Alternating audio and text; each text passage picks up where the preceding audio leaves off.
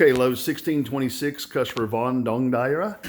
This is actually a remodel of a enclosed back porch. This is where the windows and everything are actually part of the original porch layout, and so we do have some challenges with that. Let me start over here on this wall, on the right-hand wall.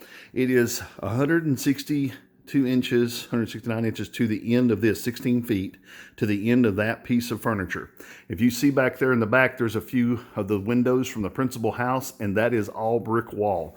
So this has to have a installation that includes tapcons and that type of fastening systems for this wall. You can see here a freestanding freezer, a freestanding refrigerator. They're going to go to a built-in 48-inch top compressor refrigerator. They have a spec on that, and they're also getting a new freezer that's going to stand beside of it. They have a spec on that. So make sure in your design that you double check your appliances.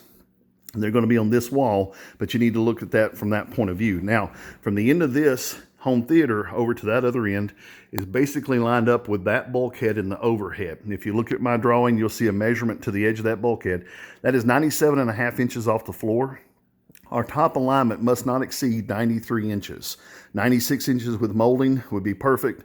93 for cabinet boxes is what we need for the overall height. Now over here on this side, you've got cabinetry, and then you've got an actual edge of the window trim that's coming over into the window trim. I went ahead and measured to the trim. I did not make the same cutout that they have here. I measured to the trim. Then I measured the window, the space between the window, and then over here on this side from the corner to the edge of the trim again. Now here on this wall, we actually have a freestanding gas stove that has a duct underneath it. So that duct is a 30-inch wide. Let me double check that. Yeah, 30-inch wide duct, and this cabinet to the left of it is a standard overlay 12-inch cabinet. So it says 12-inch base cabinet here below it.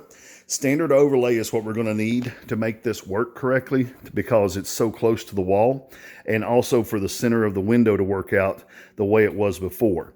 Now, turn the corner here. All of your windows are about 27.5 inches off the floor, and they're about 66 inches tall. This essentially is going to be a big L-shaped island with a foot overhang on the back and about a foot overhang on the end here. So it's going to be 6 feet of cabinets along this wall and about 7 feet of cabinet along this wall.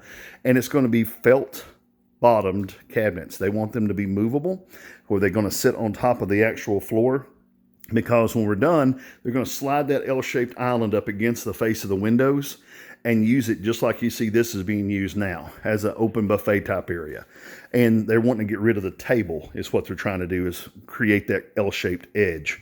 Now these over here on this wall will actually all be attached to the walls, so that's important as far as measurements. But on this side, the L-shaped island area is actually a free-floating island that has a felt-bottomed cabinet and a separate piece of furniture from the floor, where it can be moved around and cleaned behind or repositioned as they need to.